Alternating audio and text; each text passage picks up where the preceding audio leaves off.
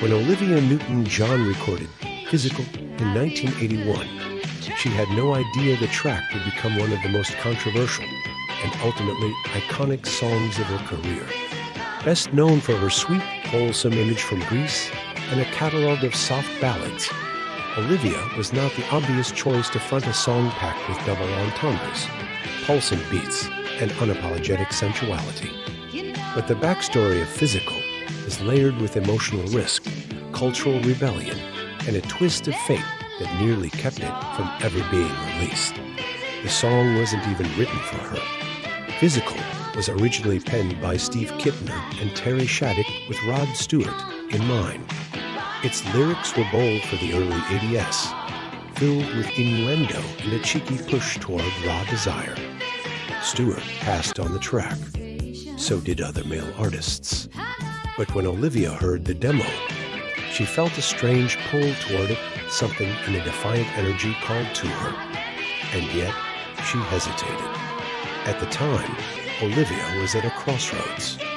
She was still riding the wave of her wholesome, girl-next-door image, one that had brought her fame, but felt increasingly like a cage. Her marriage to Mac Latanzi was new, and she was feeling the quiet stirrings of personal transformation. Recording Physical would mean breaking out of the image that had made her a star, but it would also be a leap into the unknown. I was terrified, she later admitted. I thought, this is too cheeky. It's too risky. What will people think? But Olivia also knew that fear wasn't a reason to say no. The early 1980s were a time of shifting norms. Women were beginning to own their power, and pop culture was reflecting that evolution. In many ways, Physical became her statement. She leaned into the new sound, embracing synth-driven pop, tighter outfits, and the now famous aerobics-themed music video. The backlash was immediate. Radio stations banned it. Religious groups protested it. Some parents covered their children's ears when it came on.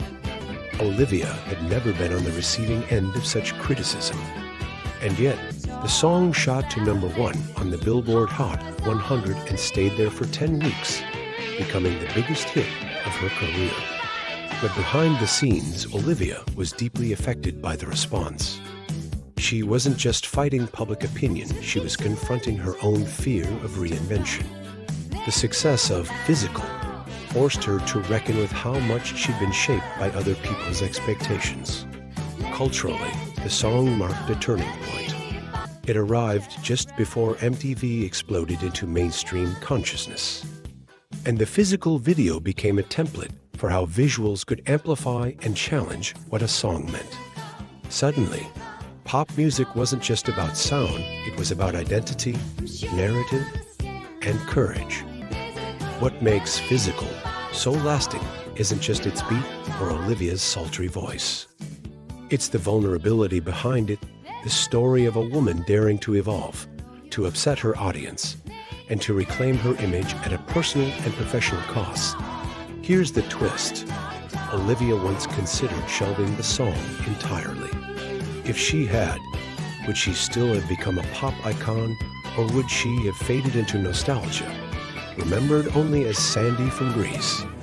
So tell me this, in a world that still struggles with women rewriting their own narratives, would Physical be just as controversial if it debuted today?